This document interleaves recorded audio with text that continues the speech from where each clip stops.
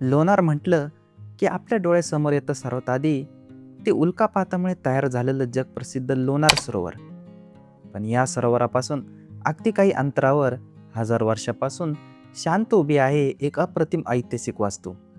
अशी एक बारव जिथे प्रत्येक दगड इतिहास सांगतो, प्रत्येक खांब हा शिल्पकारांच्या कलेची साक्ष देतो आणि एका छोट्याशा मंडपामध्ये दडलेला आहे चालुक्यकालीन कलेचा अनमोल ठेवा. आज आपण पाहणार आहोत लोणारमधील सर्वात मोठी आणि सुंदर अशी लिंबी बारव.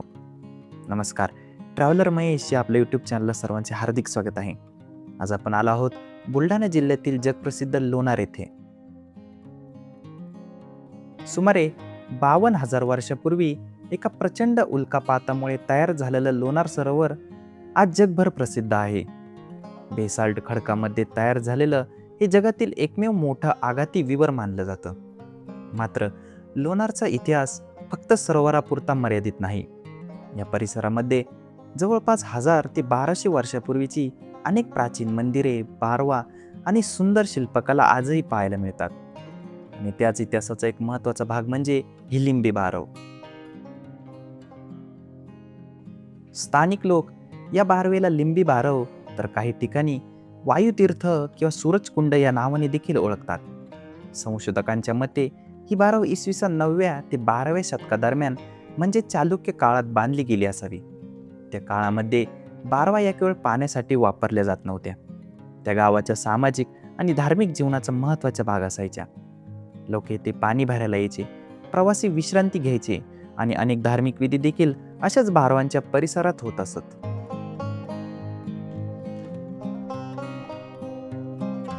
लिंबी बारव ही पूर्णपणे काळ्या बेसाल्ट दगडामध्ये बांधण्यात आली आहे. या दगडांवर केलेलं कोरीव काम आजही तितकंच सुंदर दिसतं. बारवेमध्ये खाली उतरण्यासाठी 3 बाजूंनी प्रशस्त पायऱ्या आहेत. अशा पद्धतीच्या बारवा या ज्या प्रकारात मोडतात, त्या काळी पाण्याची पातळी कमी किंवा जास्त होत असत. म्हणून कोणत्याही ऋतूमध्ये सहज पाणी मिळावं यासाठी अशा प्रकारची रचना तयार करण्यात आली आहे. बारवेच्या चारही भिंतींवर लहान लहान देवकोष्टके दिसतात. पूर्वी या देवकोष्टकांमध्ये विविध देवी देवतांच्या मूर्ती स्थापन केलेल्या असाव्यात.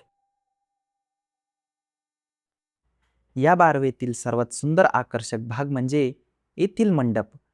बारवेच्या पूर्व बाजूस पाण्याच्या दिशेने पुढे आलेला हा मंडप पाहताच नजरेत भरतो.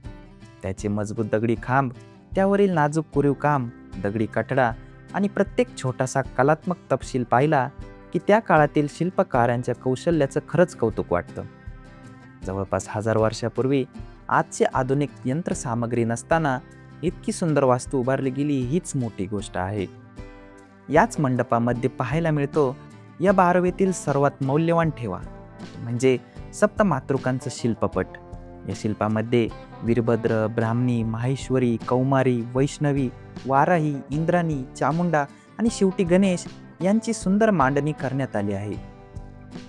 हिंदू धर्मामध्ये सप्तमातृका या आदिशक्तीची 7 रूपे मानली जातात आणि विशेष म्हणजे सप्तमातृका या चालुक्य राजघराण्याच्या आराध्य मातृदैवतांपैकी मानल्या जात होत्या. त्यामुळेच चालुक्यकालीन अनेक मंदिरे आणि वास्तूंमध्ये त्यांचे शिल्पपट कोरलेले दिसतात. लिंबी बारवेतील हा शिल्पसमूह देखील त्या समृद्ध परंपरेची साक्ष देतो.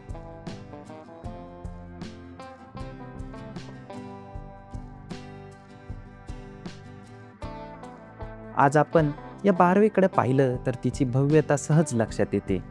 पण या प्राचीन वास्तूची सध्याची अवस्था पाहिली तर थोडं वाईट देखील वाटतं. कारण हजारो वर्षाचा इतिहास आपल्यासमोर असलेली ही बारव आज काही प्रमाणात उपेक्षित अवस्थेत आहे. काही मूर्ती नष्ट झालेल्या दिसतात, काही दगड जागेवरून हललेले आहेत, तर काही भाग काळाच्या ओघात झिजलेला आहे.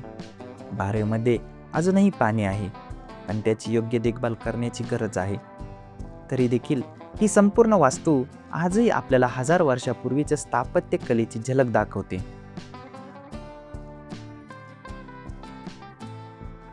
लोणारला येणारे अनेक पर्यटक फक्त सरोवर पाहून परत जातात. पण जर तुम्हाला लोणारचा खरा इतिहास अनुभवायचा असेल तर अशा प्राचीन वास्तूंना देखील भेट द्या. कारण लिंबी बारव ही फक्त एक बारव नाही, ती आहे 1000 वर्षापूर्वीचा इतिहास, चालुक्यकालीन स्थापत्यकलेचा उत्कृष्ट नमुना आणि आपल्या समृद्ध सांस्कृतिक वारशाची एक जिवंत साक्ष.